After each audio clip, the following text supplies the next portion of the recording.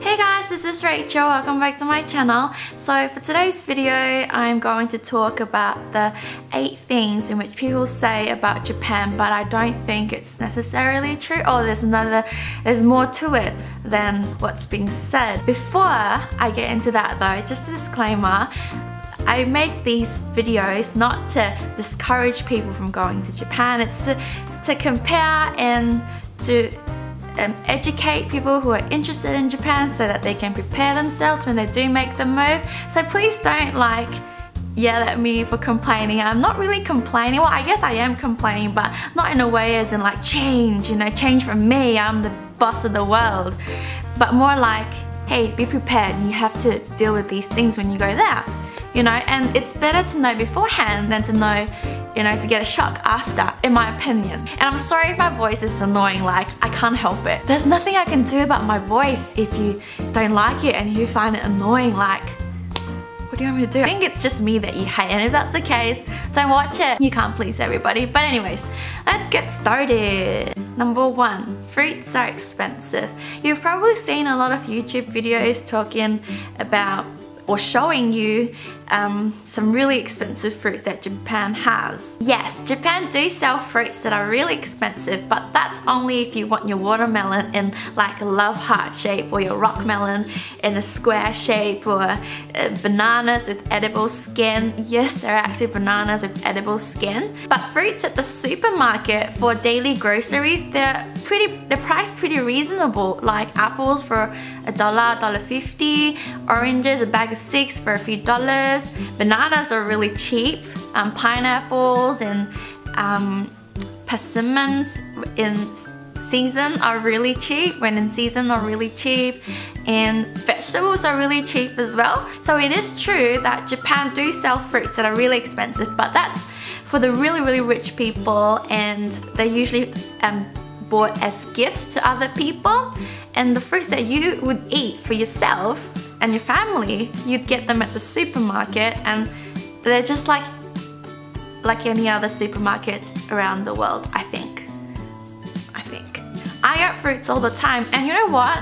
Japan has really high quality control, so they usually sell fruits for really cheap if it's over a day old or something like that. So wait till the closing time of the supermarket and you'll see this rack of, it depends on the supermarket, but there will be a rack of discounted fruits, but they're only a day old and it's still really good. So if you're wanting to come to Japan but worried that you won't be able to get any fresh fruits into your diet, not at all. You can get that at the supermarkets for really affordable prices.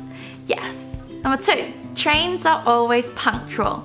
This one's a hard one. I do think that trains are very reliable, but they are not always punctual. And I was actually surprised to how many times I've been involved in a train being late. I used to live in Kobe, so at Sanomiya station I had to travel to Akashi, and the trains came from Kyoto, Osaka, and then Sanomiya. And during the winter season, JR line was always affected by weather conditions, and it was actually almost every single week I had that issue. So yes, trains are usually very punctual, but they are very prone to problems and lateness if there's some sort of weather condition.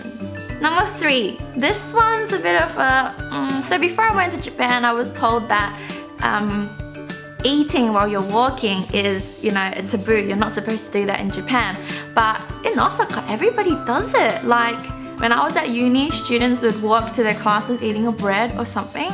And you see salarymen coming out from konbini eating their family mart chicken or onigiri, rice bowl. Oh, people might shoot me down for this, but I do it all the time. I'm always eating my onigiri while walking to the train station, and nobody looks at me funny. Maybe it's an Osaka thing, but I see people eating and walking all the time. And I asked my friend about it, and they're like, oh, it depends on what you're eating, if it's finger food, it's kind of okay, kind of thing. And I'm like, oh, really?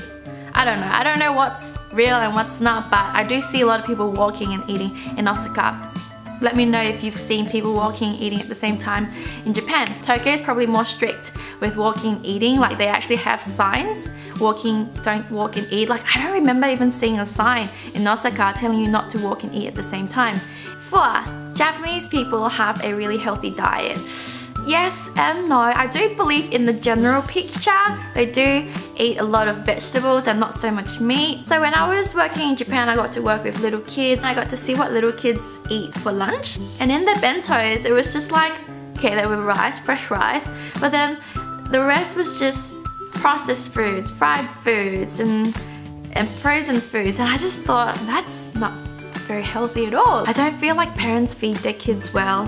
One thing that I do feel is good though is portion sizes. So those bentos are like fixed and they don't put more food into your bento, and that's how they control their children's diet, in my opinion. But what they put in a bento sometimes still surprises me. Like, whew, all the processed foods. Then again, I think it's about the same in other countries. Like, a lot of children eat processed foods these days, and parents give their children processed foods because it's just easier and quicker. 5, there's no bins in Japan. Yes, there aren't any bins in Japan, but you can find bins if you know where to look. So the 2 places that I always go to if I have rubbish with me are the convenience stores. There are always bins at the convenience stores, and train stations. There are usually bins in the train stations, in the middle of the platforms or something like that. I mean, it varies from train station to train station, but that's the 2 places that I know if you have rubbish, you can chuck them out there. I remember when I was working at Dotonbori in Osaka, it's like this huge street of restaurants and food stalls and street food. I would be at the counter, you know, serving customers, and you'd have tourists coming in and they'll be like, I'm so sorry, can you please check out my rubbish for me? I don't know where the bins are, I can't find them. I'm like, okay, I'll take it. So like our company bin, our restaurant, the bin in our restaurant is like full of food from, or like waste from other restaurants and other street foods. It's like, it's pretty funny. Like, I just chuck it out for them anyways because I know how they feel, like they have nowhere to throw their rubbish out. That brings me to my 6th point, and that is Japan is really clean. I can't say for the whole of Japan. I think in general it's a very, very nice and clean, well-kept country. But once again, in Osaka where I used to work, in Dotonbori, it was so filthy. Like, ooh, in the nighttime, you'd see like garbage just lying on the floor in mountains from all the street food. Like, the bins would be filled, overflowing, and there will be waste all over the bin. You see rats running around in the nighttime, like maybe after 12 AM or something like that. That's when I used to finish work, you know. So I would walk and it would be like full of mess. In the morning it would be nice and clean again, but far out. Like, I have friends from Tokyo who came to help out at the restaurant and they're like, Rachel, Osaka is filthy. I'm like, yeah, it's pretty bad, huh? My 7th point would be how Japan is very technologically advanced. I think they are in a lot of ways, and they are very good with their gadgets, and the Shinkansen's great, the warming toilets are wonderful, but Japan is very old school. Like, when I say old school, I mean like the way they do things. Like, they still use fax machines. Like, when I was at work, my boss was like, hey, can you fax me that document? And I'm like, fax you that document? I can't fax you that document. I don't even have a fax. Like, what? And also, like, a lot of my friends don't own computers. They do everything on their phones. Sometimes I would request for like things done on a computer and they're like, oh, I don't have a computer. I'm like, what? You don't have a computer? And they type with one finger, which is like, it's fine. Even in their own language, it's like really slow. But it's fair to say they might not need it, you know?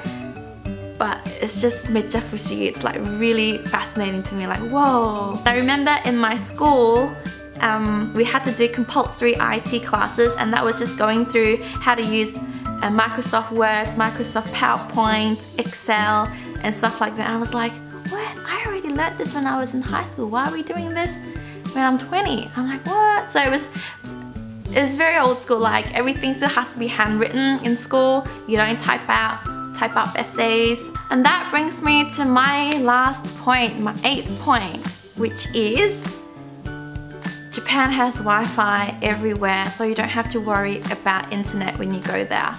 No?